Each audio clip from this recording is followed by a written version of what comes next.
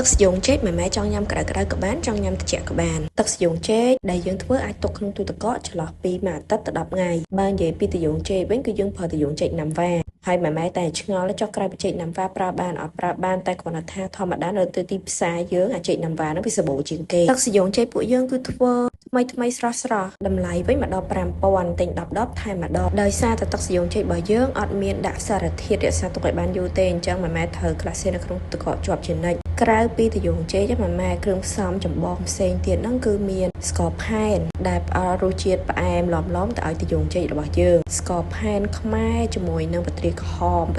នេះក៏ជួយដល់សុខភាពម៉ែច្រើនដែរអញ្ចឹងខ្ញុំដាក់ស្ករផែនចូលទៅក្នុងទឹកយើងទៅឲ្យវារលាយអស់ស្ករផែនណាម៉ែប្រើស្ករផែនបានទុកបានរៀងយូរបើយើងប្រើស្ករត្នោតធម្មតាតើអត់សូវបានយូរទេហើយខ្ញុំដាក់បត្រាក្រហមចូលបន្ទាប់មកខ្ញុំដាក់ត្រយូងចេកចូលរំងាស់វាដោយប្រើភ្លើងតិចបំផុតម៉ែកុំប្រើភ្លើងខ្លាំងកុំបង្ខំភ្លើងកាលណាយើងបង្ខំភ្លើងទៅធ្វើឲ្យត្រយូងចេករបស់យើងនឹងល្អអត់ឆ្ងាញ់ទេហើយត្រយូងចេកនេះខ្ញុំកាត់បន្ថយជ័រវាដោយការត្រាំជាមួយនឹងក្រូចឆ្មាហើយដូចខ្ញុំប្រាប់អញ្ចឹងប្រើភ្លើងតិចចាកុំប្រើភ្លើងខ្លាំងតែប្រើភ្លើងខ្លាំងទៅគឺវាអត់ល្អទេហើយរំងាស់ចោល3ទៅ4ម៉ោងដើម្បីវាចេញជាតិអស់នៅពេលដែលវាចាប់ផ្ដើមពុះល្អហើយឬឃុំវាចោលទៅ3ទៅ4ម៉ោងហើយនៅពេលដែលវាត្រជាក់សមរម្យហើយចាំយើងច្រកវាដាក់ដបម៉ែនៅខេត្តក៏អាចទិញបានដែរចំពោះទឹកស្យូងចេកនេះដោយសារតែយើងវាខ្ចប់ដាក់ក្នុងធុងស្នោបានគ្រាន់តែយើងគិតថ្លៃធុងស្នោបន្ថែមអញ្ចឹងណាម៉ែរសជាតិវិញគឺឆ្ងាញ់ឈ្ងុយអត់មានជាតិចាត់អត់ពិបាកលេបទេហើយវានឹងជំនួយទៅដល់ការផលិតទឹកដោះរបស់ម៉ែ